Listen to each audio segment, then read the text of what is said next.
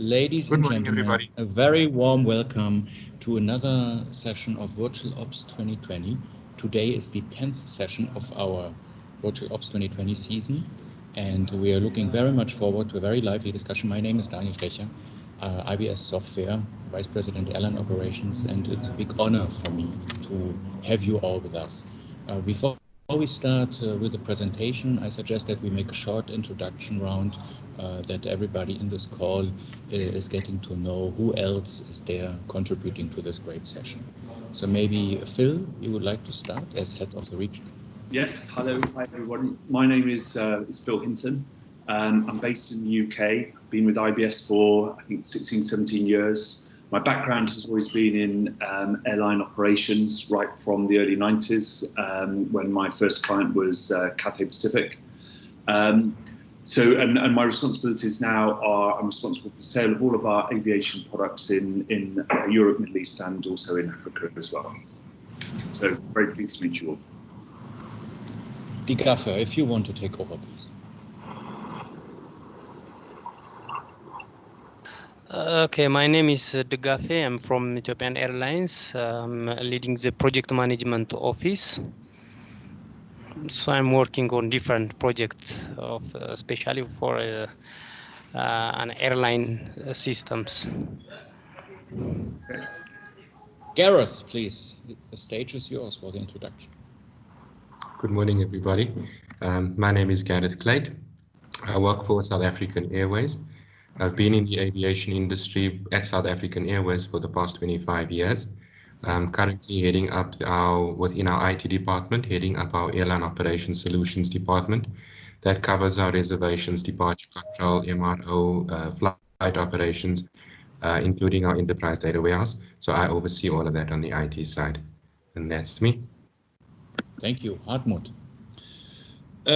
Warm good morning and welcome from my side, of course, as well. And it's great to see that many familiar faces here on the show. My name is Hartmut, and I'm the responsible sales manager for Africa here at IBS.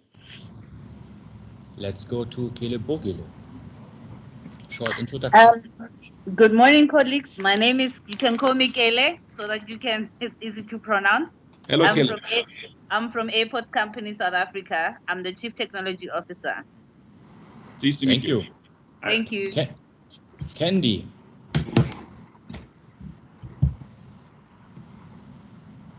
Candy, can you hear us?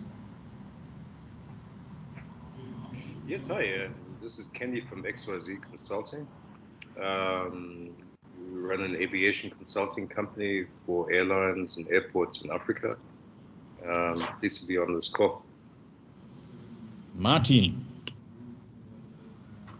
Hello and a very good morning. Yeah, my name is Martin. I'm from Lufthansa Consulting, head of Social Group Flight Operations and Safety. And I'm in airline operations since 2002, so that's 18 years now, focusing mainly on the operations control, but also relatively recently on like airline mergers and acquisition from the operational point of view. And we were also recently doing the survey about state of the airline operations worldwide, and I'm sure that we will mention a few points out of there. Christian. You're on mute, Christian. Thanks, Phil. Okay. My name is Christian Gessner. I'm also part of the Global Sales and Marketing Organization at IBS. I basically build the bridge between business and IT when it gets to cargo, having been 18 years in the industry. Yeah, that's why. Matthias.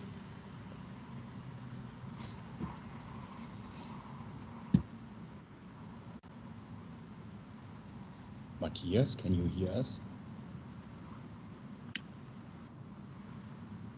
Then we go to Paul. Good morning, everybody. I'm Paul Pavlidis, working for IBS as an airline consultant. Have been in the aviation industry for 25 years now and been with IBS for just over 5 years. Glad to be on the call. Now it's Sapna. Hello, everybody. Welcome, Africa. My name is Sapna. I'm a product manager and consultant with IBS. Have been here since 2005 and have been fortunate to work with several airlines across Europe, Middle East, Americas, and Asia Pacific. We'll bring in their views today and would like to understand how you all think and how you all are managing the crisis. Thank you. So Vitor from Lisbon just joined in time. Vitor, you can introduce yourself, please.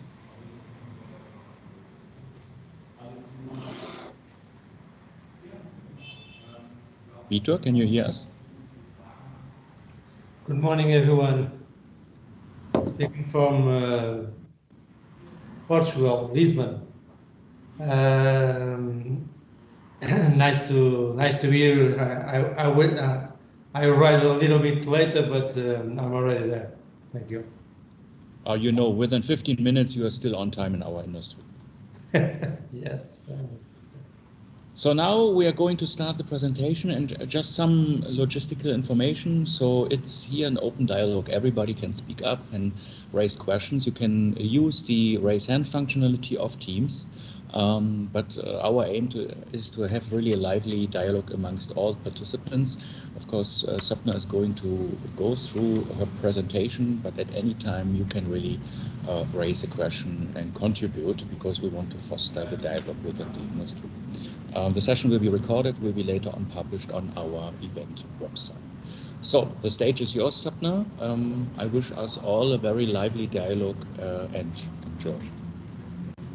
Thank you, Daniel. And you can interrupt me at any time. You don't have to wait for me to finish anything. Just please go on and talk and ask questions at any point. And we have a lot of questions for you as well today. Let me share my screen.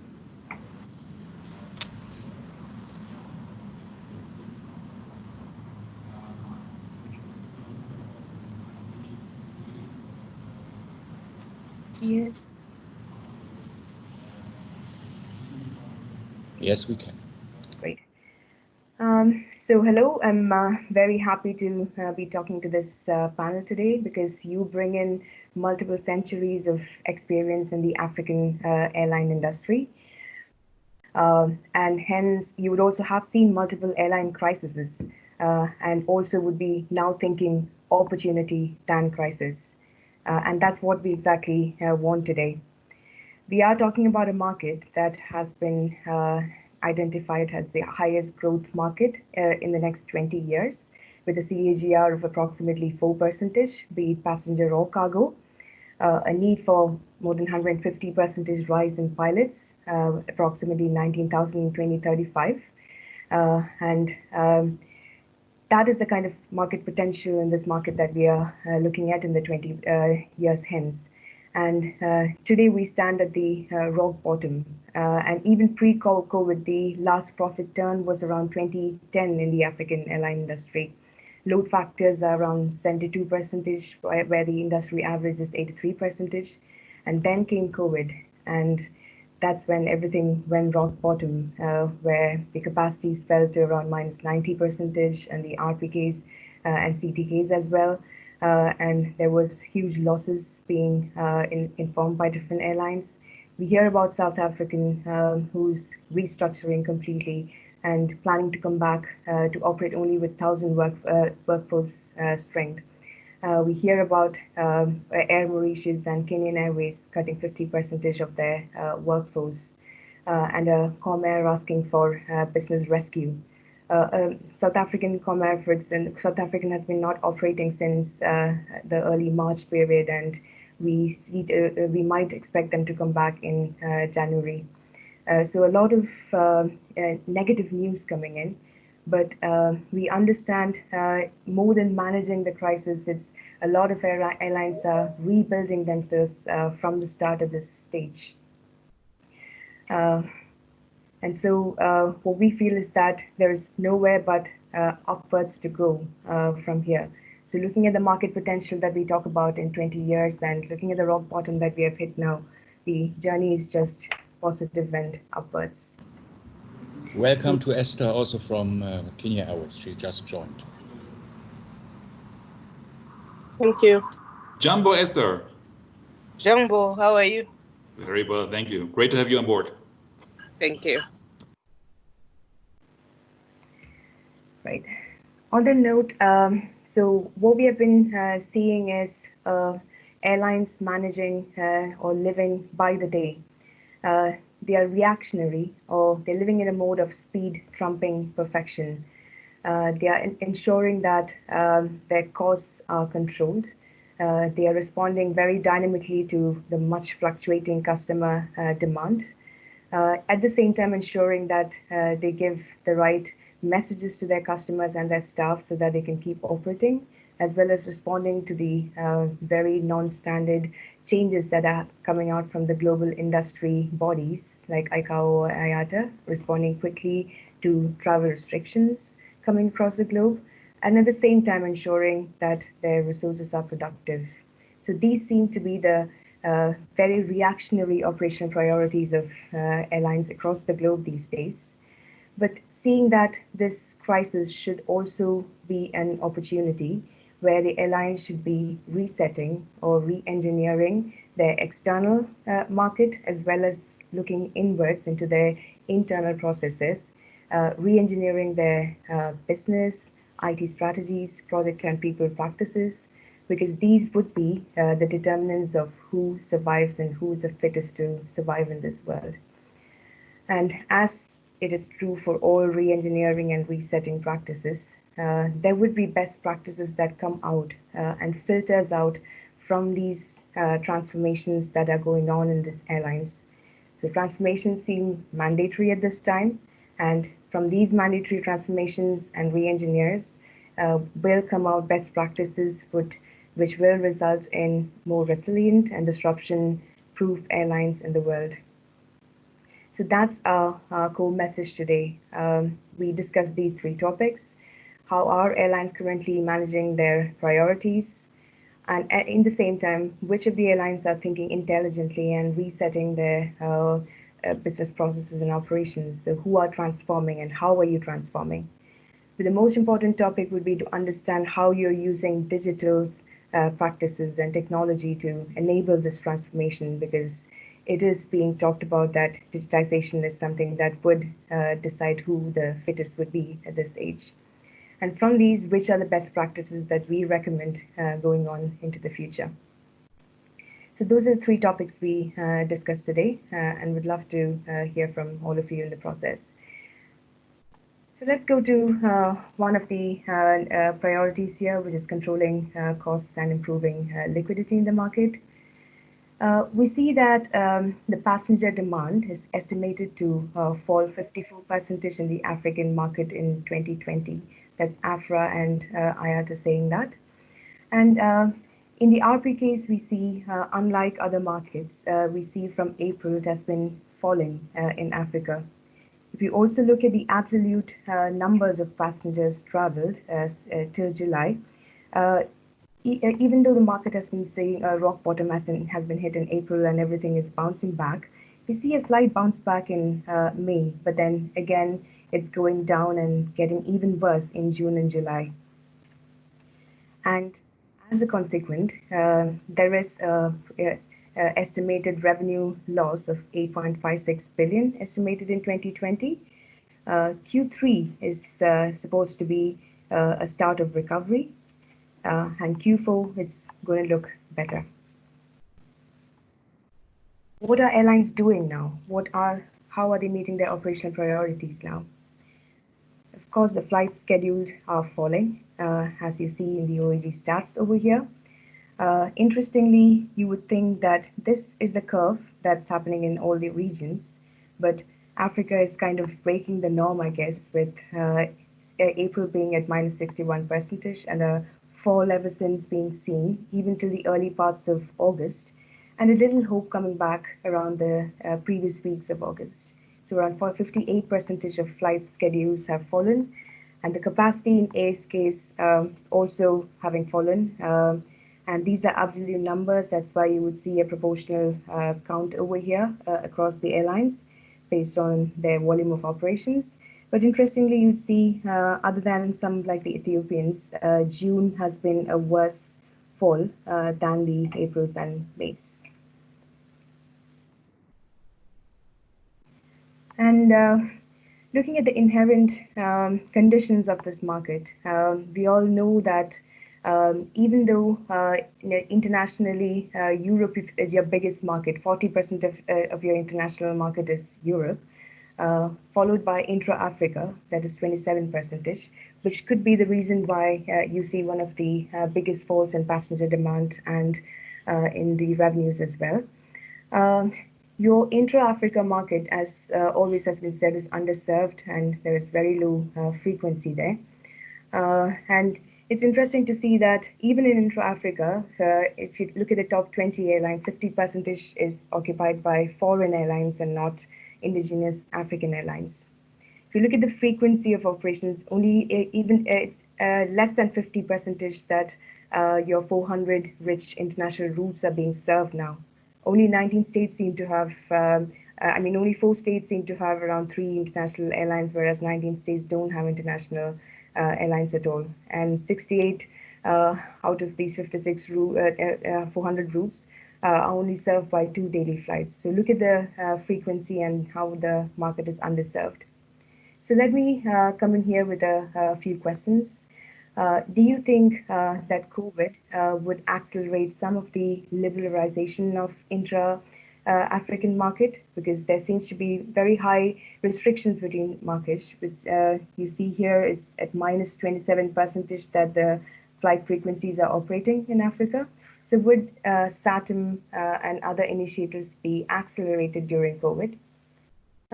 We would like to hear that from you. Do you think there would be improved intra-market operations due to these liberalizations?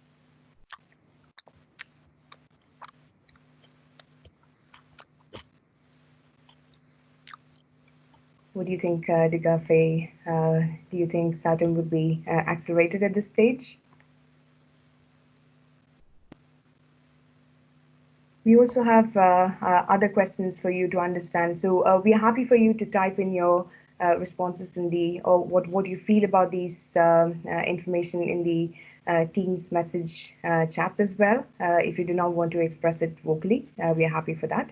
But if you have any views about this, we are happy to hear. For example, we know it is one of the highest growth potential markets. So would more partnerships or more consolidations be forged in this market due to COVID? And we also see that LCCs like Kululu and Fly Africa are stepping up into the tier 2 markets. Will this trend continue and will this trend improve in the market is something we'd like to hear from. Any views over here? Paul, what's your perspective on this? You are since many years in that region. What are you feeling will be the outcome of this crisis? Will this be fostering liberalization, or will the market stay as it is at the moment? Daniel, my view is that nothing can stay as it is at the moment. I mean, I think COVID has been a leveler in many ways. It was said earlier that the South African market, for the months of, I'm talking South Africa here now, but for the months of certainly May and June, April, May and June, there were no flights. So airlines have really been challenged, and I don't think the status quo will remain. So will we see some partnerships forged? I think absolutely. I think that's a given.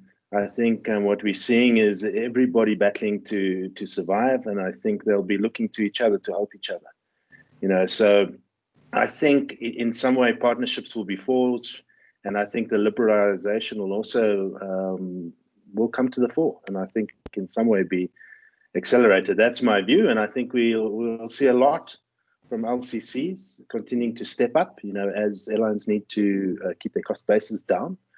I think you're going to see more LCCs, hybrids, stepping into the regional space in Africa, which was maybe traditionally up until now more seen as full cost carrier potential. So I definitely think we will see change. And Martin, with your perspective from I think also a very strong focus on Africa, and also your claim for a new mindset. What do you think will be the future of the African continent and the aviation in general? I mean, I agree that it cannot stay how it is. Something has to change. However, I'm a little bit pessimistic if we look at the comparison of the South American market, which is a little bit ahead of Africa. And even there, the consolidation, yes, it happened somehow through Latam, Avianca, and so on, but it happened in a very fragmented way. So setting up all those local AOCs, and now actually all three major players being bankrupt. And I'm afraid that in Africa at the moment, there is not really a driving force, although the companies like Kenya, potentially renewed South African or Ethiopian have the potential to expand, but my only hope is that the politicians will now understand how serious the situation is and stop playing the political card and really allow on the legal side this to happen, because without that, there is no way for consolidation. Excellent. Thank you for that. So let's look at some interesting stats and questions on one of the major topics that's discussed, cargo capacity and domestic. We've seen Ethiopians saying that cargo has been their savior, and they see that around 26% of revenue in the African market would be contributed by cargo in 2020, which is up from the 12% that's usual. Even if the air freight cost has gone up 40 to 50% higher than the 2019 levels. Despite of that, cargo capacity has fallen minus 26% around. So we see that it's because of a huge fall during the May and June periods compared to 2019 Y on Y that we see over here. Interesting information on the domestic market as well, because what we've seen from markets like Asia Pacific and North America is domestic travel has been 20 or 25% better than international, whereas in Africa we see it's just 9 percentage points better than international. One question we have over here, I would like to know your views over here, is how much of your passenger aircrafts were repurposed? We know that with Ethiopian around 25 were repurposed. And what were the challenges that you faced in repurposing your aircrafts to cargo?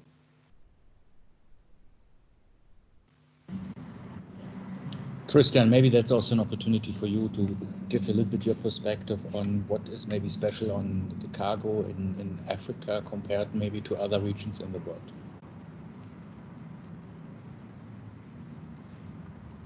Christian, can you hear us?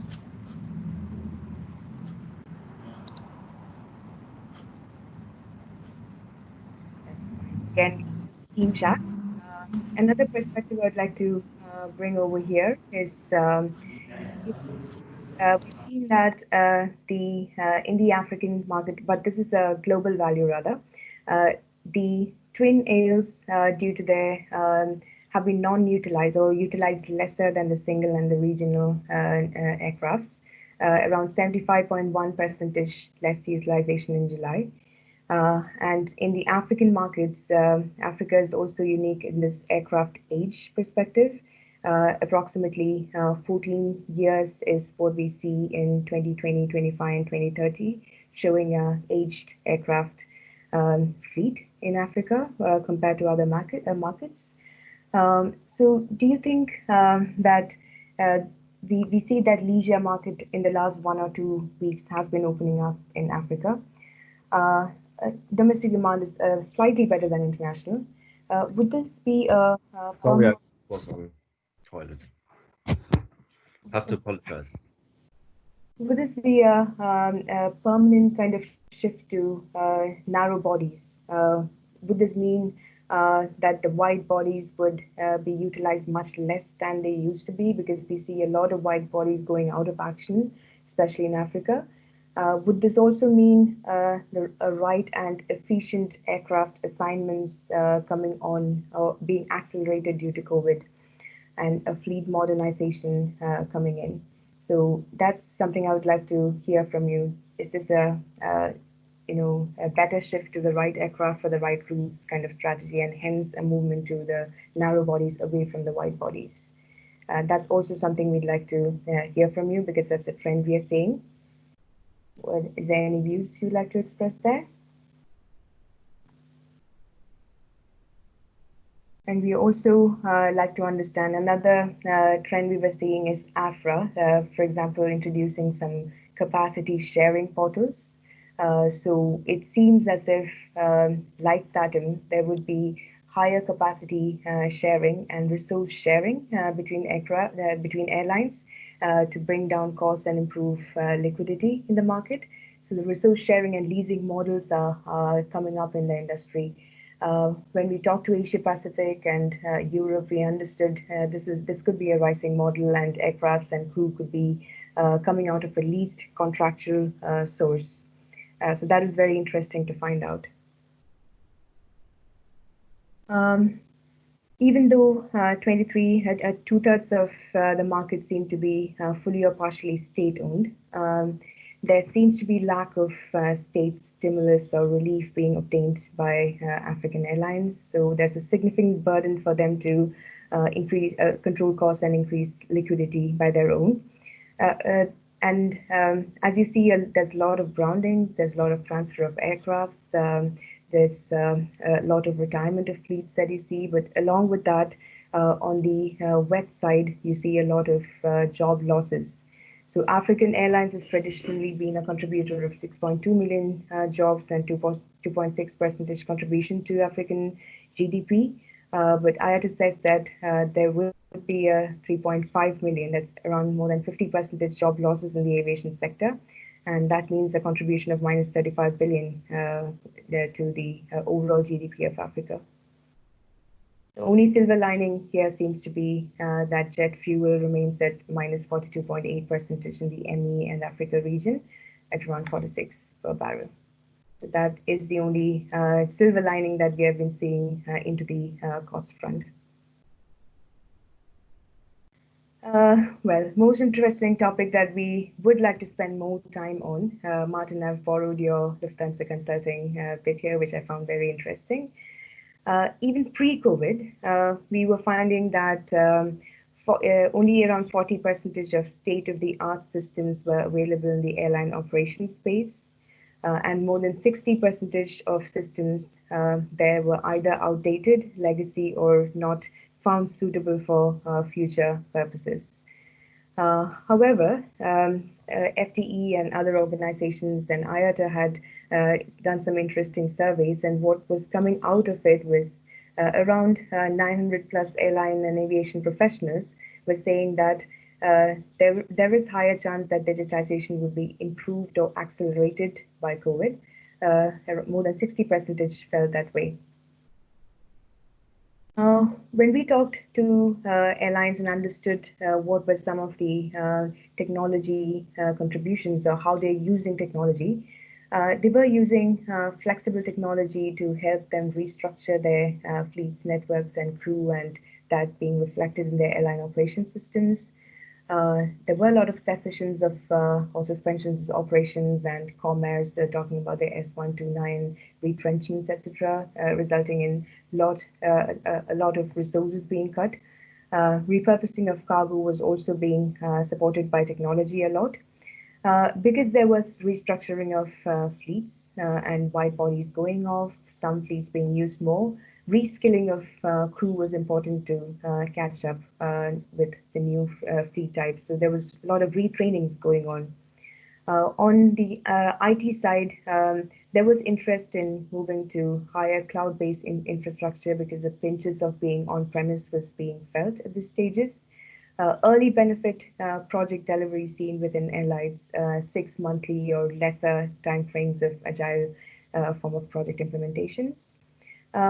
A lot of airlines we were talking to were relooking at their processes and trying to make them leaner and taking away wastages from their business processes, looking more into interdepartment processes and how they can break down the silos over there, and seeing wastages in their IT infrastructure, reprioritizing their IT infrastructure, and getting into contract negotiations a lot. It's more value-based contract these days. And of course, there's been more continuous monitoring of costs and efficiency of the resources they have, the limited resources they have at hand. So these are some of the areas in which high utilization of technology was seen, but we would like to hear from you as well if there's more areas that you have been seeing technology usage in, and digitization to help this transformation. So these are some of the views we'd like to understand from you. Do you see COVID as accelerating digitization as these 900 plus respondents thought? And do you see this as an opportunity? Because right now you can take away your focus and focus internally to look at your processes and how your landscapes are. Do you see yourself looking internally more? I know that Kenyan and Ethiopian in our conversations were really looking hard at their business processes, what were their pains, and trying to cut out wastages. Do you think that's accelerating everywhere? What's your view there?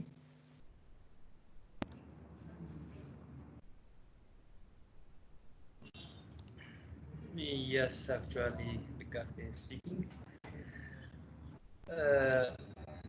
According to Japan Airlines, yes, we agree with this. Thank you. And Martin, in your presentation beginning of June, you were already claiming for the new mindset, and you will be our guest speaker 24th of June. So again, several weeks went through. Have you seen somewhere in the industry that the new mindset and changes are finally settling here and there? Or are you still claiming it with a maybe louder voice for the entire world? I would say I'm still claiming it with a louder voice. The traces of a new mindset are emerging, but at the moment the people are of course still too limited by their companies in what can be done and what the future holds for. But it's good that more and more people are really talking about the need of some digital development. And having said that, I was actually looking into the results of African market this morning. So good that you put the chart there, Sapna, because maybe we can discuss about it a little bit as well. I mean, we had only like 5 airlines participating from Africa, and unfortunately neither Ethiopian nor Kenya participated. So maybe next time. But what is interesting is that more or less the results for majority of the survey were very similar, as I mentioned already before, but there are 3 areas which were quite different to the rest of the world. And one of them is this chart, where actually for the operations control and the crew control, the airlines were claiming that something between 75 and 100% of the IT is outdated and insufficient. So there seems to be a huge gap, and also leading to it, if you remember when we were talking about the integrated planning and who is involved in the operations control and so on, all those areas seem to me, based on the results, very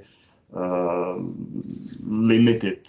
For example, in the operations planning, I have it somewhere in front of me, it was like that rarely even the OCC is part of the operations planning process, that it's really planned separately and then handed over to the OCC.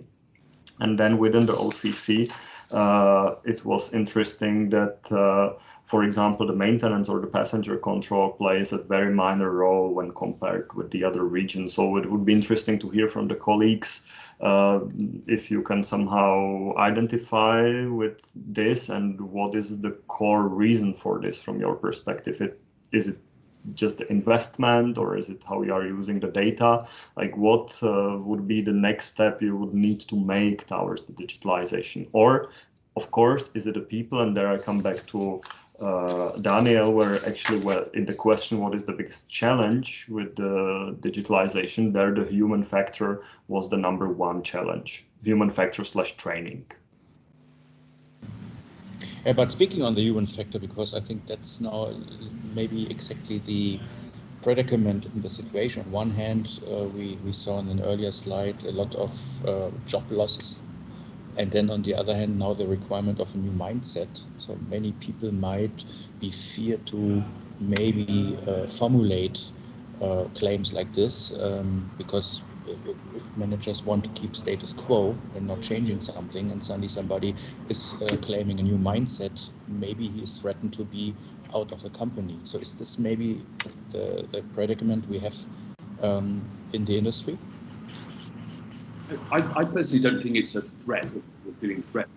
I think if I look at some of our other clients in the region, so not just in Africa, but in Europe and the Middle East as well, I think there's a number of phases that have gone through. The first one was just to suspend projects while everyone was trying to deal with the immediate emergency. Then there is the sort of the staff realignment activities that have been going on now. But I sort of get a sense as our customers are talking to us that they want to restart these projects. They definitely want to not just restart them where they left off. They've taken this opportunity. And I think the whole world has had an opportunity just that you can do things very differently, a lot quicker, a real sort of challenge of what the normal is. And they're really looking to restart the projects with that different mindset that you say, Daniel. I think it's not a fear factor that they're being pushed. I think it's a sort of a general openness that everyone has that, you know, things will be different. And in a way, here's a good opportunity to rethink through some of these processes that they currently have. And the way is the way we've always done it. Is that always the correct way? And certainly, you know, across the board, not just in airline operations, but a number of our projects, this is definitely the feedback that we're getting from customers. I have from a cargo perspective, I've got perhaps a bit of slightly other view. If you look at the cargo industry, or especially what airlines are doing, and I mean, IATA has been struggling in the past years actually to drive digitization in that area. I mean, if you look at cargo, it's paper-based, and I assume that it is also in Africa. And a lot of paper-based processes, when it gets to the acceptance, the handling, special cargo, whatever, you need to manage a lot of documentation. And this is, of course, leads to that you need a certain amount of resources, which is staff, of course, specialists who are handling the documents, who are work on this. And having been in the industry, driving such initiatives, and now having worked the last years actually for IT companies who basically can drive digital transformation into carriers, the technology is there. And we need to be honest, we need to face it actually. By implementing or replacing these paper-based processes with new technology and new ways of working, of course there needs to be a layoff of staff. But that was perhaps, for cargo, I can speak a bit of the weakness actually, that a lot of staff was needed, related to a lot of cost, and with the new technology, this has become obsolete. And having driven such initiatives in certain markets, that was always the problem. It was not about technology or implementing technology, it was about actually change management. And we saw a lot of reluctancy with the people we were talking to, especially because they knew that it would come and it would mean for them that they would be replaced by technology in their roles. So I think this is something where at the moment carriers need to really look at, especially after the crisis or going out of the crisis, implement technology, and it will lead to layoffs of staff. Thank you. So let's go to another priority now, which is we were talking about cost control, but another important priority and something I would like to hear from you more on is how are you responding to unpredictable customer demand bubbles, as well as unpredictability about the recovery of demand. ICAO theories come out talking about different ways of return. The more heard ones nowadays are the W-shaped paths because of the second waves coming up. Even though we thought it's going to be local, there seems to be, especially in Africa, going down seen again in the July-August phases, even though it came up a little back in May. And the determinants of that, of course, is how soon the economy and trade will revive, how is consumer purchasing power going to revive, and what's the unified message that government and airline bodies and airlines are going to give to their customers about safety, how soon is a mass vaccine going to be available, and how soon are the travel restrictions and quarantines going to be lifted across regions. On this perspective, the AFRA, IATA, and different airlines we were talking about think that revival would be possible in the 2023 and 24 phases. So what do you think? If you think it's going to come back early, you can use the team chat to put in some of your inputs, or we'd like to hear from you as well. Do you think it's going to be W-shaped or it's going to be a slow L-shaped? And is 2023 and 24 looking at like a possibility in Africa? to come back to the 2019 levels.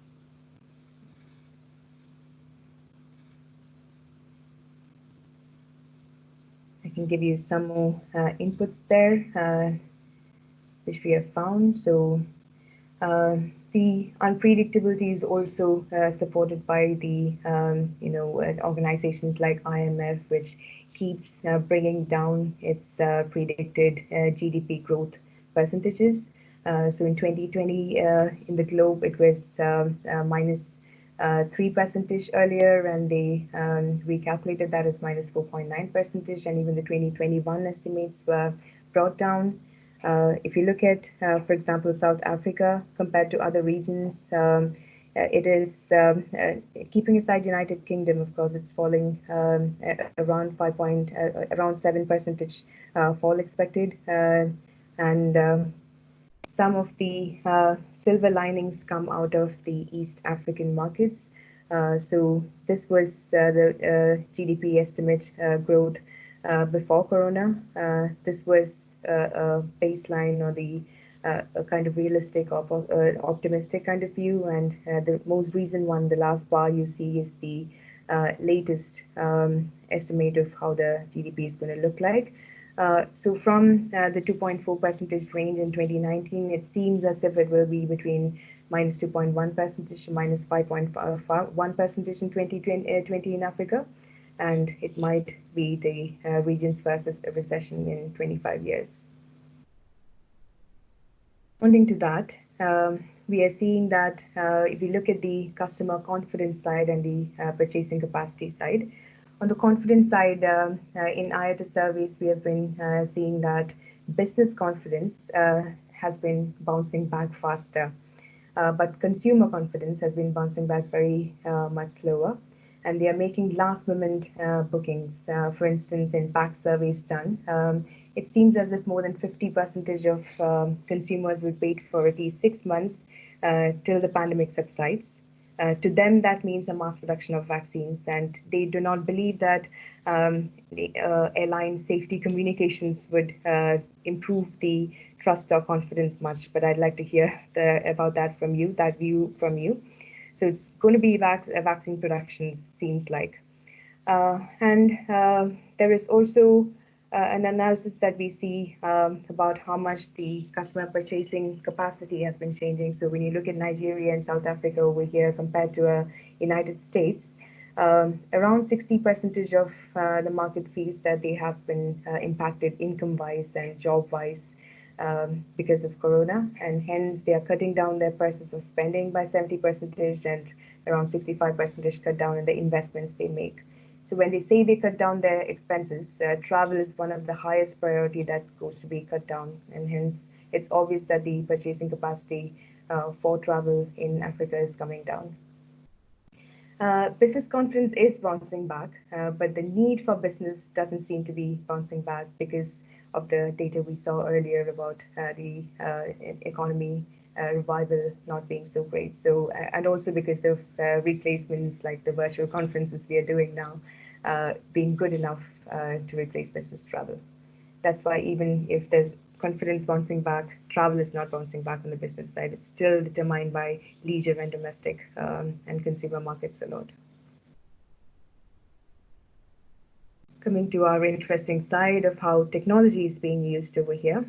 There is, so we have been talking to different regions in Asia Pacific, and we were talking to some of our friends in Africa as well a few weeks back, who were saying that their planning cycles have gone down from, say, 6 months to maybe even 1 month.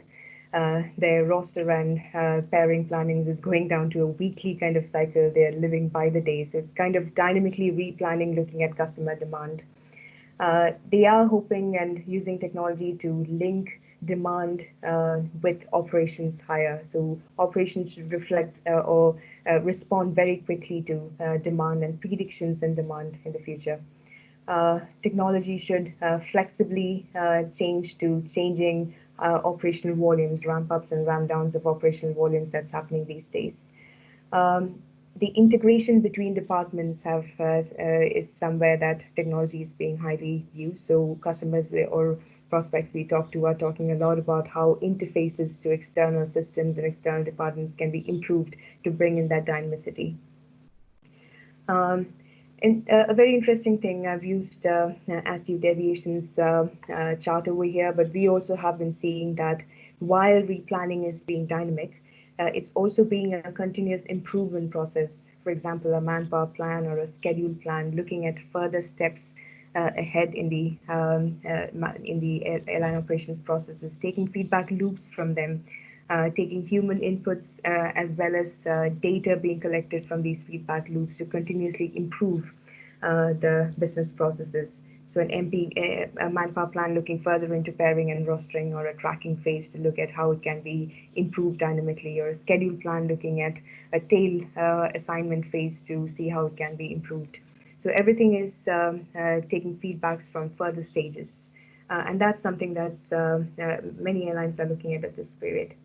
And disruption recovery tools that seem to have been prioritized less over qualitative decisions has been looked at more at this phase. So we are getting more queries on how decision support and better disruption recovery tools can be made available for faster decision making at this phase. Is that what you also think? And we'd also like to hear more about from you about interdepartment communication improvements. Do you think operational planning is going to be more dynamic in the future as well? We know it is now, but does that mean your plans would be shorter in the future? Is that a future trend, or is it going to stop with the COVID phase?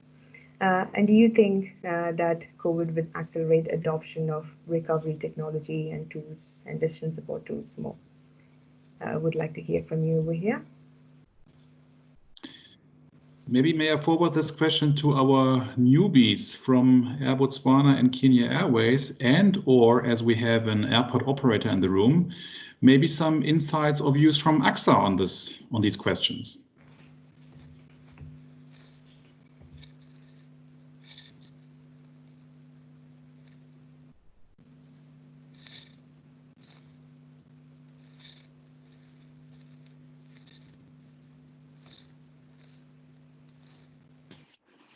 I mean, I can just sort of add a little bit from some of our other customers in Europe, just on some of these topics, just to show what is going on there. So certainly the shorter planning timeframes, they believe is the need to be more agile in the future is going to remain, certainly for the next sort of 2 or 3 years. So it's as you're getting sort of these travel corridors in Europe, what we're seeing is that they're suddenly getting closed down. So that requires us to be sort of a lot more sort of agile and flexible in the way that happens. How that then impacts into other areas along that whole sort of planning cycle, particularly crew members. Maybe that was a particular flight that they were going to be going on, which had a requalification. So what happens with the training management of crews? I think there's just this whole acceptance that we can't just have a 6-month seasonal plan and then sort of like 2 monthly or monthly crewing plans that just then go into this cycle, that at any time that can be broken, and it's a question of how quickly you can react to it. So I personally think that because the technology is there and people get used to being more agile, they'll understand that some of the business benefits that will come out of it in the long run. So the need to be agile might not necessarily be driven by COVID. It could be driven by other factors, economic factors that allows them to be much more dynamic. So I think we're definitely going to see this. And that's certainly the view that we're getting in other parts. Yeah, I totally agree. We are also hearing from many airlines all over the world that it doesn't make sense to publish a monthly roster if you can expect already next week having plenty of changes, and especially with the limitations of many IT systems, then the additional new changes cannot be digested in time. So more and more airlines are shortening the roster period and try to cope also with all the new regulations which are sometimes coming on a weekly basis. And that will be then the question, will it be necessary also to create a next season, or will it be the so-called operations period, which is sometimes 3 days, sometimes 10 days, will it be not the day of ops anymore, but will it be the week of ops? And the ops control center will have more responsibility also in the future to create maybe the schedule for the upcoming weeks. So that will be interesting to see in the future. Daniel, it's Kele. I think I agree with Philip in terms of the need to be more agile. I mean, with us as an airports company, in terms of even managing slots. I mean, you can imagine how difficult it is. In some instances, some of our airlines locally, might not even come back. So it's quite important that we manage things as we go and really look at the environment within which we operate and adjust accordingly. And I think that's gonna be the order of the day for quite some time. Yeah, I agree with everyone. Even for us in Kenya, we used to make monthly rosters. It's not even happening as much anymore. So basically, we are back to maybe 2 weeks because some airports are not yet open. There are changes every day.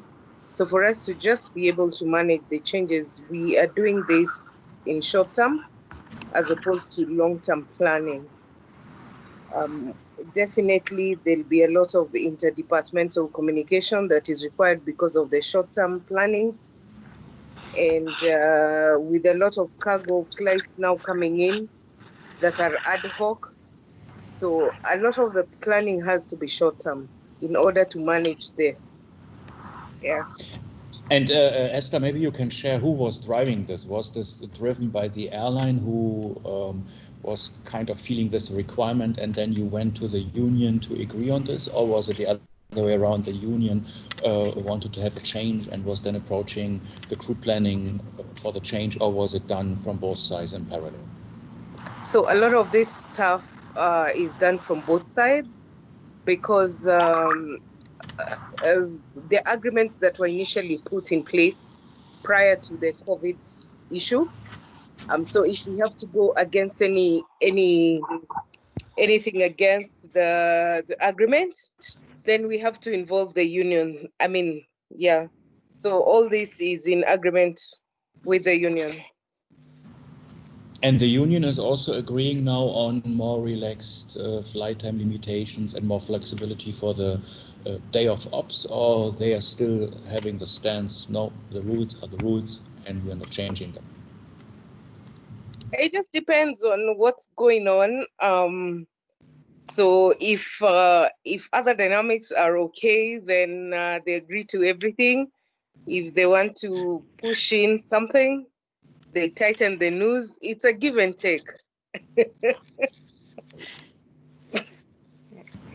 Yeah, I think that's also what we are hearing now more and more globally, that airlines are now finding a new collaboration, maybe collaboration 2.0, or which number you would like to put on it, and in order to avoid a quarantine, extending the flight times in order to have really a turnaround of 2 legs, where in the past you had to have a stopover, layover, and then getting back from this country, the crew members would be out of the roster for maybe 2 weeks.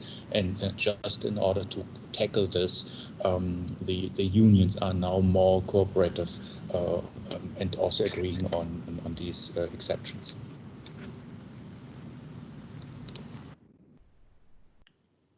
Great. That was a good discussion, and I hope we have that in the further slides as well. Thank you. Moving on to the next priority, that is ensuring safe operations and communicating safe operations for improving customer and staff trust.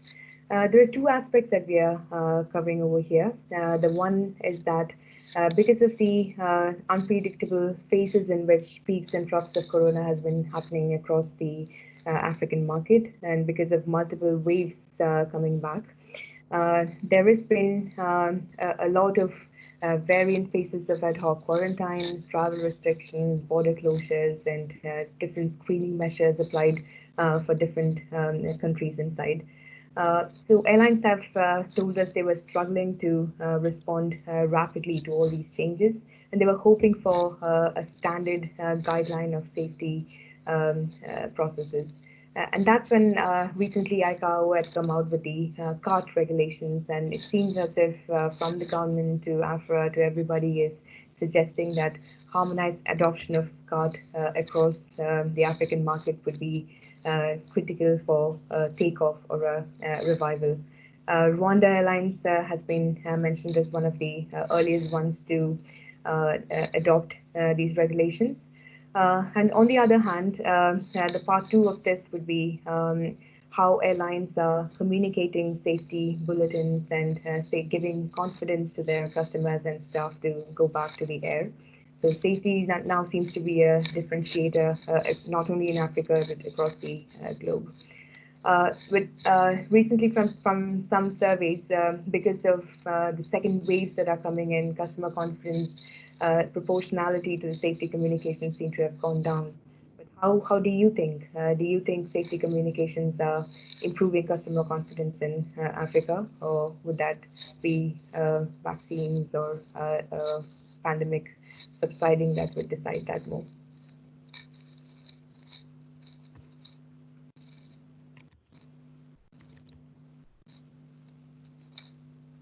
Sapna, interesting you mentioned that safety and the communications being a differentiator.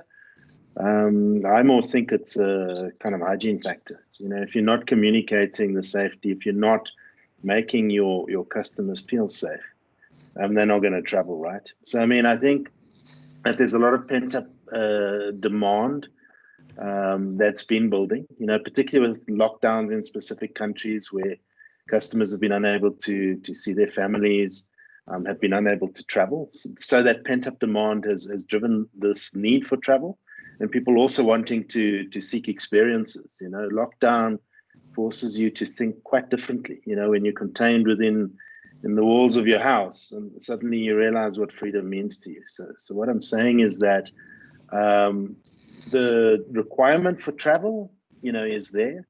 Safety is a non-negotiable, and I think almost there was a lot of focus on communication, a lot of information still going out, around safety. So almost we're coming off that from being a differentiator to being just expected, and if it's not there, you're just not going to travel. So that's my view on that. Okay.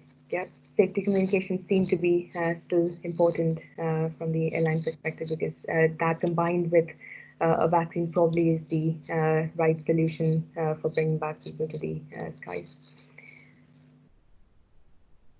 Coming to the technology side of things, airlines have been using technology for contactless pre-flight, in-flight, and post-flight safety measures, and because of that, there has been, impact on the check-in cycles of crew members or passengers, as well as turnaround windows impacts. And they've been using technology to dynamically manage that. More self-service processes coming out for crew as well as passengers, like check-in and briefing. Here is where there's the highest priority that's coming out for a multi-consideration rule or powerful rule engine, which considers on one side the FTA limitations that we were talking about earlier, which changes, for example, when you are repurposing to a cargo, or operating with lesser number of passengers, more load-dependent crewing coming in there, and rules need to consider that. There's also the fatigue impacts when crew are repurposed, for example, at Ethiopian to the cargo operations. And in the meantime, also consider the travel restrictions that have to be followed and the immigration considerations that have to be followed. So a very powerful rule engine is being called for. There's also a need for higher communications to airports, immigration departments, and H&S teams. So requests for that has also been higher. Another important trend coming up is e-skilling of staff, and so that they are distanced in their training facilities. So distancing and training facilities, and reaching out more with e-training options and e-skilling options to retain the skills of people have been important over here. So that's another area that's we are seeing growing in the use of technology. In the short term, things like contact tracing apps and crew quarantine and travel history tracking apps are finding high importance.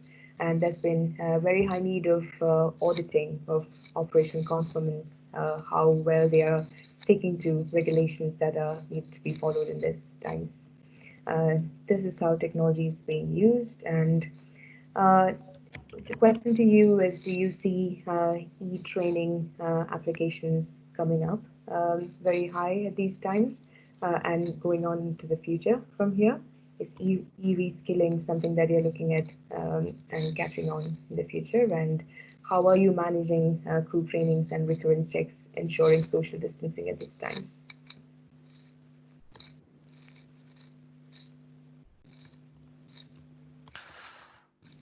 Actually, from Japan Airlines side, almost all our training will be already changed to e-training. This is applicable for crews, for even for technician, and for different marketing trainings. So now Japan Airlines Aviation Academy is already converted to e-training. So now every training is done electronically or via Microsoft Teams or any other options. Great. So is all trainings possible that way, or do you still have to plan for your, your recency checks, like ensuring that crew take off and land X number of times in a period? Do you still have to do that physically, or is there any alternative that you have found out to maintain crew recencies?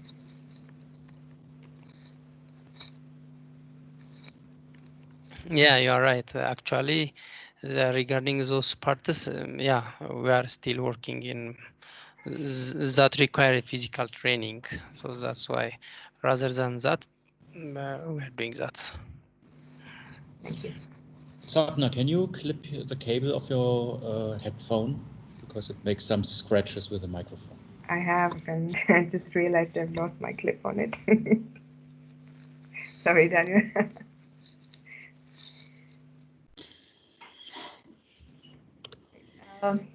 The last priority that we are talking about is resource productivity. So we know airlines the aircraft utilization is down by around 60%, and we hear about Air Mauritius and other airlines cutting their staff by 50%.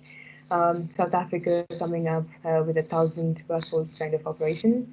So there seems to be limited resources. There seems to be unpredictable ramp ups and downs of available operations, and aircrafts only utilize around 60%.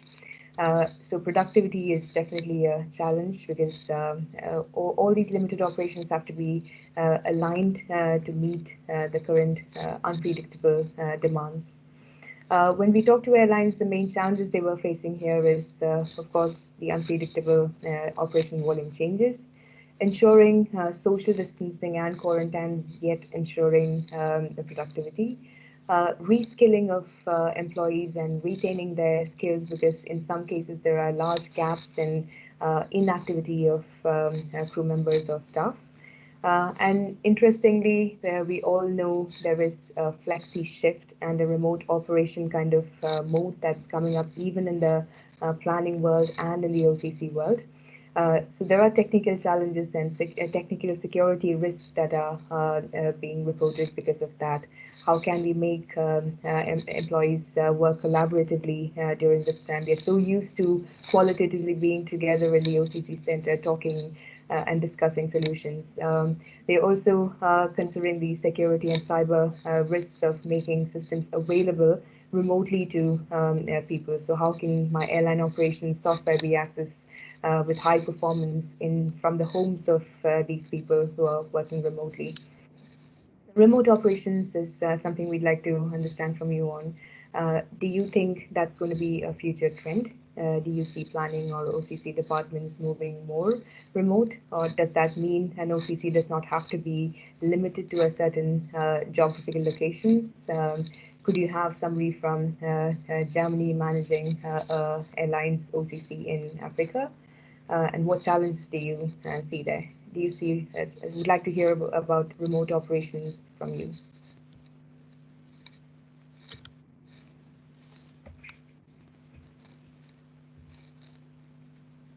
Like from my perspective, there is a definitely chance to go a little bit remote. However, the precondition is that it will be a little bit more split into the, let's say, production and the decision making. And I think the decision making you cannot really make remote, because you need the people to talk and work together.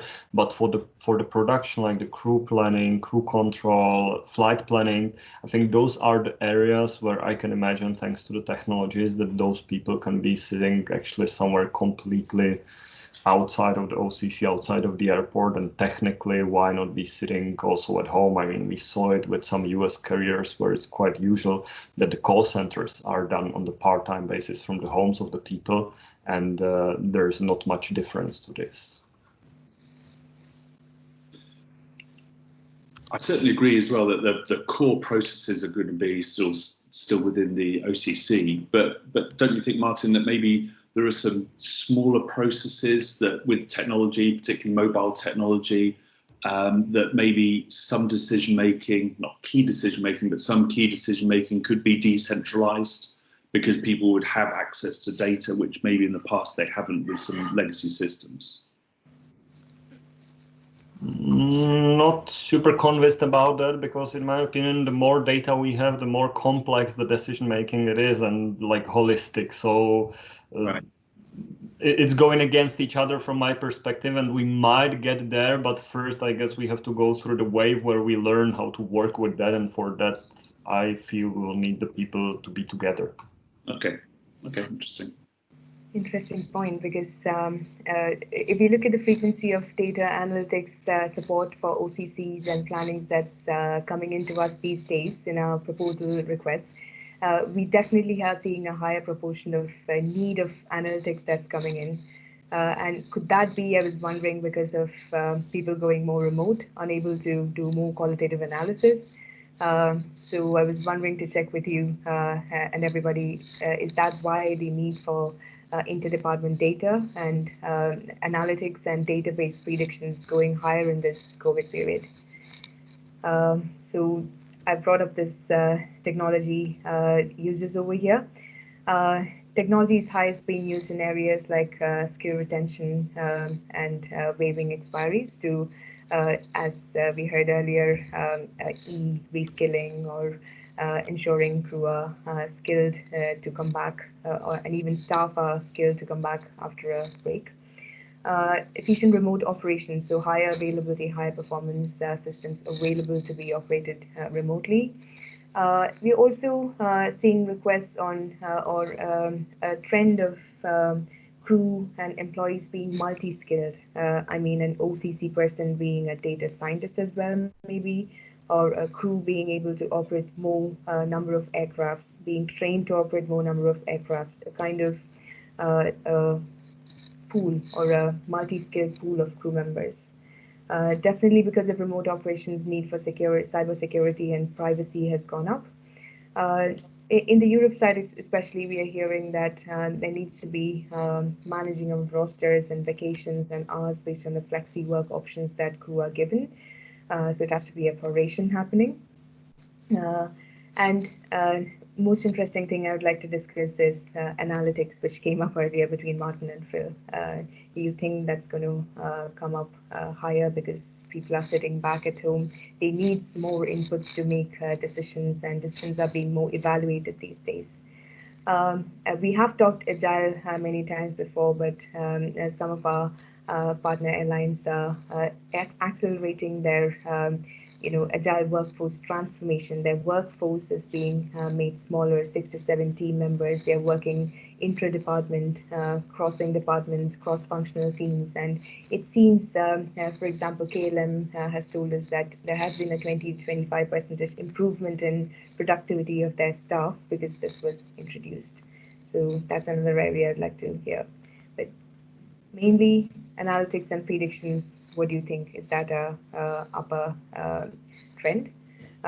Would also like to understand what you're doing to retain skills during these high inactivity periods for your staff. And do you see a cross-skilled resource pool coming up?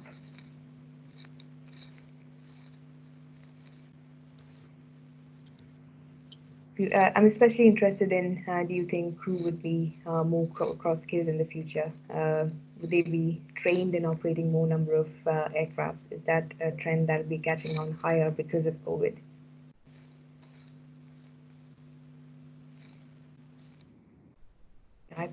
So I've actually, we have looked at all the priorities, and mainly we have discussed about what type of technology and digitization usage is happening in these areas.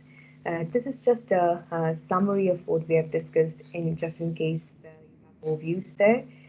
So on cost control side, higher monitoring, more agile-based projects and more value-based purchases, more cost optimizations. On the response side, to respond faster, tools that help in flexible replanning and feedback loops from further processes in the operations process. More distant support, and interestingly, we are also seeing re-optimization needs coming in the recovery phase. So planning was typically told as the optimizer phase, but we are asking for a re-optimization in the recovery phase as well, probably because of the huge number of changes that are happening in the recovery phase. Then higher need for communication tools to crew members, to hotels, transport departments, more dynamic slot changes these days. So that's what you see as the need for tools in the fast response side. On operational safety side, very powerful rule engines and flexibility to travel restriction changes, higher self-service apps coming up, and higher need for configurability and alerting has been coming up. Productivity side, data was coming up as the highest request, need for more data to support productivity, utilization monitors, and predictions. Flexi reporting was coming up, need for pulling out different types of reports from the data. So flexibility and dynamicity in report generations were higher, maybe due to higher auditing needs and checking contact tracing, etc. Need for higher performance and available systems. And another trend coming up was the remote IT implementation that has been checked with IT partners like us. So need to be on the customer side is of course not an easy possibility these days. So how efficient is the automated remote implementation pipeline of IT vendors? Is this your transformation story as well, or is it different? Are you doing or using technology in any other ways?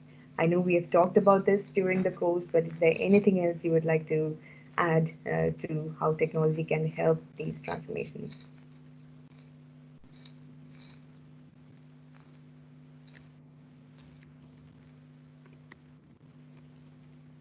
Haley, on the airport IT transformation side, what's the major changes that you think getting adopted? Because that's one area where transformation has been highest for in the aviation space. Do you see anything more interesting happening in the airport side, airport IT side? Yes, so there's a couple of things that we're looking at. Obviously, the biggest thing now is touchless technology, where you can make it easy for your passengers to travel through the airports without touching things and observing the rules around social distancing. So for instance, before COVID, we were embarking on the whole passenger self-service journey, and we wanted to make some investments there, but obviously looking at how things have turned out from a COVID perspective and income perspective, etc., we thought the whole thing of having your passenger self-service as dictated by IATA in the past would probably have to change completely going forward. Things like robotics needs to be taken into consideration. Simple things like mobile applications. We need to start to look at how we can strategically refocus them to accommodate everything. But I think going forward, mobile will be big. Touchless technology along the lines of passenger self-service will be one of the critical things that we're going to be looking at. Thank you, Kelly. Thank you. Considering we have 15 minutes more, there's another slide or another set of information I would like to spend more time on. That is, how is these digital transformations and best operational transformations going to filter into the future? So, as we mentioned earlier, Michael Hammer's re-engineering principle is that when there's a jolt, all the changes or the transformations that are triggered by this jolt would result in a good set of best practices being filtered that sustain into the future to improve efficiency of operations. And that's so true in the airline and airport world as well. This is some of the things that were coming out of that, what would sustain from all that we discussed into the future. And these are some of our recommendations as well, but happy to hear more from you. On the business processes side, we had already touched upon seamless interdepartment integrated processes. So walls have to come down between departments, and communications have to be interdepartment, and process flow should not be bounded by department walls. It's not an easy task, but that will be triggered by COVID is what hearsay comes to, especially when people are working remotely. The need for technology pushing between departments is getting higher. So standards of interface communications are also coming up, rather than each airline having their own modes of communicating to a passenger reservation system or a HR system. More standards will be coming in. Continuous improvement processes or integrated planning and tracking is also important. So looking into the future, bringing in feedback loops into and continuously improving each of the processes is also something that will carry on. Centralized data, which is also connected to the previous point, breaking down department boundaries and bringing central data, because we know one of the challenges that Martin also touched upon earlier is data is so disparate between departments. It has to be centralized. It has to come into a big data kind of central database, and imagine the efficiency and productivity that would come out of that. Disruption recovery would be much better, because this is an extended disruption phase where airlines can actually work on their disruption recovery tool usages.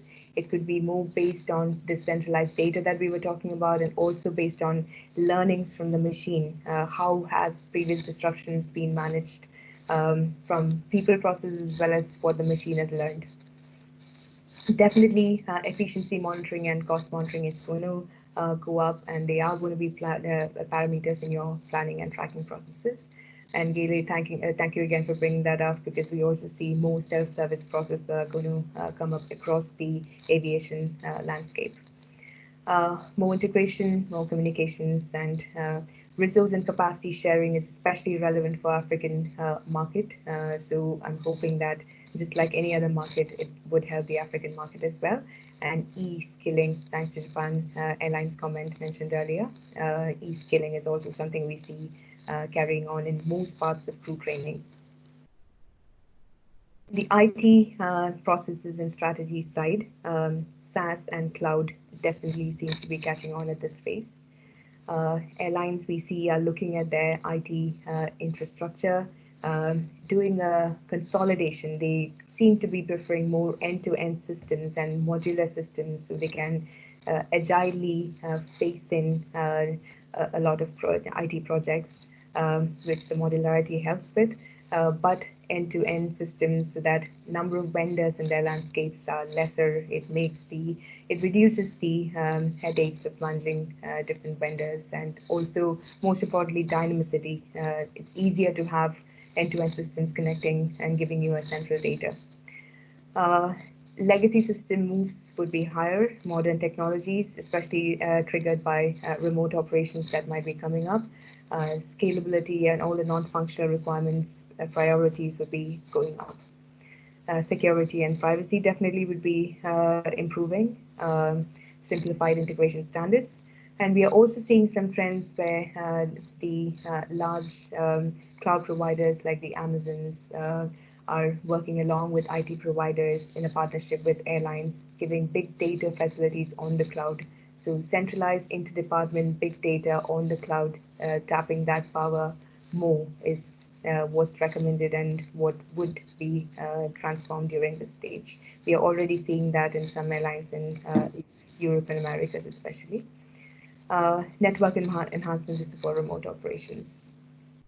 I think for me, who's been involved in airline operations for quite a long while, the IT landscape changes is probably one of the greatest things that over the last sort of 4 or 5 years. It wasn't that long ago you'd speak to a big airline, they'd have their own data center, they had a lot of disparate systems all running in their own data center. The idea of them putting operational information or crewing information into a public-private cloud was just not even a starter. Whereas now I think pretty much all of the customers, large customers that we're implementing our systems on, are very open and essentially are pushing to have this on, whether it's on AWS, on Azure.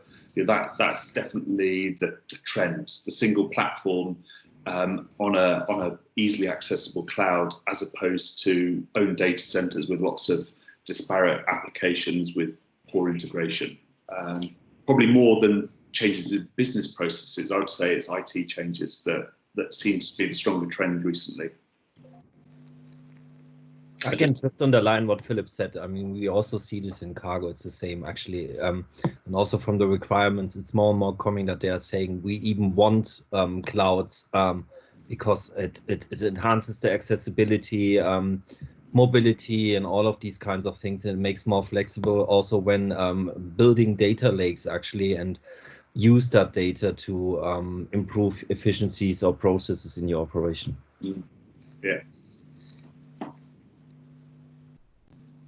What do other things that, right, is that more into the IT strategies and landscape that your transformations would be?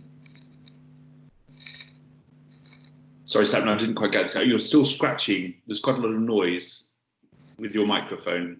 Yeah, sorry. Daniel did warn me about that, but I've tried to fix it, but yeah, it's still not fixed. No problem. Yeah, something I'll work on. Don't worry. So what was the question? I was trying to understand from others as well, because these are two main areas we're seeing transformation to carry on into the future. Was looking at hearing from others as well, what their views are.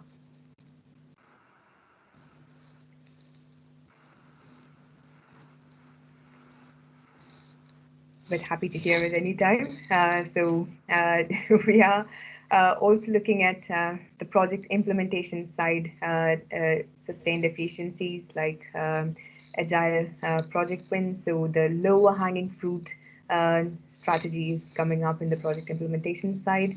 A lot of our customers are re-looking at how projects are being implemented. Is there a lot of wastages in processes? Like, is there too much documentation? Could that be instead met by just looking at how the IT systems are going to add benefit? So more touch and feel rather than reading pages and pages of documents. So that trend is going up, which is pulling down the project life cycles to less than 6 months, even for complex applications like a crew management system. Again, touching upon the point that remote implementation and remote pipelines of project implementation are really catching on these days. And evaluations of IT vendors are now becoming more value-based and cost-based. There is a need for proving the value of how this IT project is going to add more value to the airline's SLAs. Yeah, I think that's a really interesting point. And from an IBS software perspective, just a couple of months ago, we implemented a brand new airline operations platform 100% remotely, which a few months ago we wouldn't even have considered doing, but it was totally possible. And so, and we've now rolled that out, that whole new process out onto others as well. So the idea of having remote implementation of mission critical systems is maybe part of the new normal.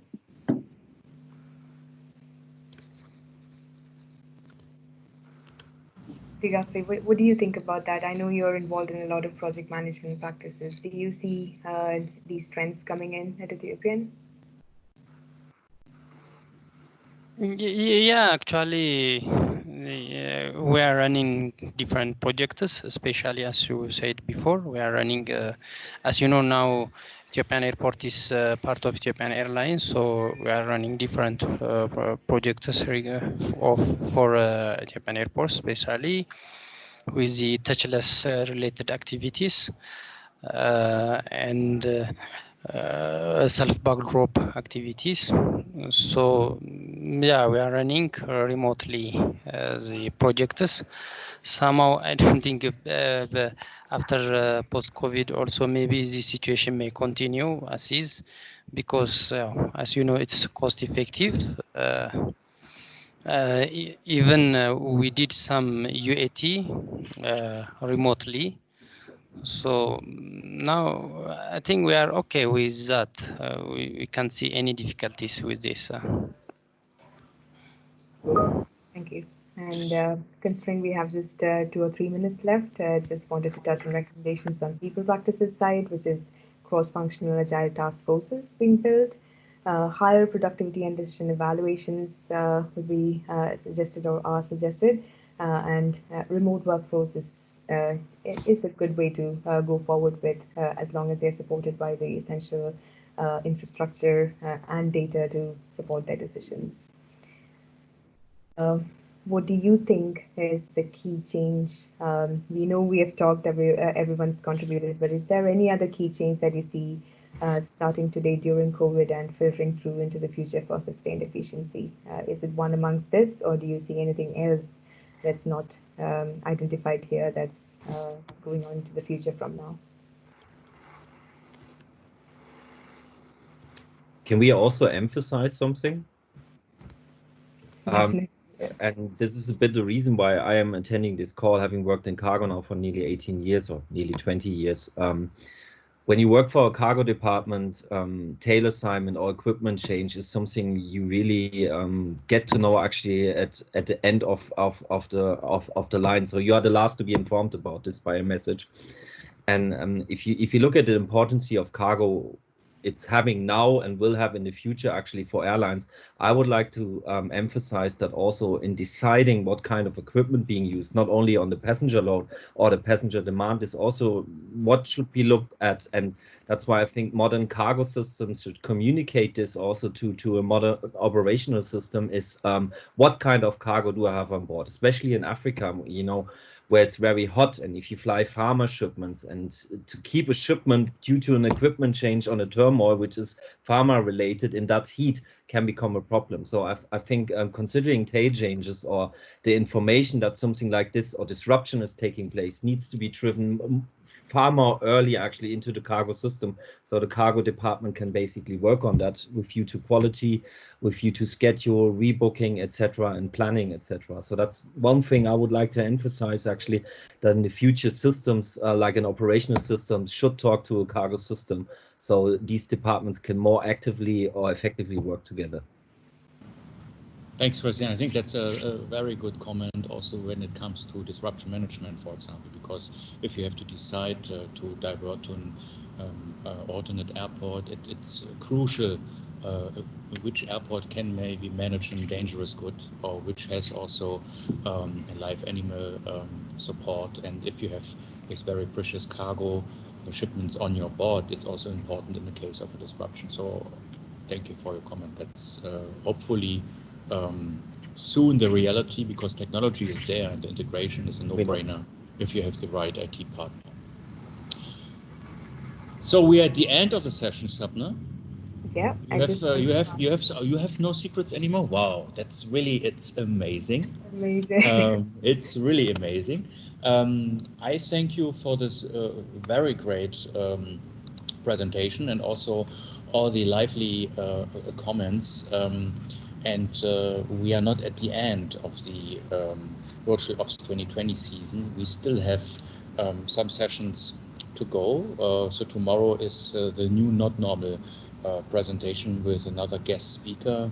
And also next week we have 2 sessions, one with an guest speaker and our third aviation women panel. And we are already coordinating also in the week after a session about, for example, fatigue risk management. And you are all welcome to register for these upcoming Virtual Ops 2020 sessions. As soon as the recording is available, we will also publish it, so you have the opportunity to go through. And please do not hesitate to contact us if you have any further recommendation or question, and it would be always our pleasure to re-meet you in a virtual dedicated session, for example, with your airline. So thank you very much again to everybody, and very important for me and the entire IBS staff, please stay healthy and safe, and looking for a new, not normal, bright future for all of us. Thank you very much.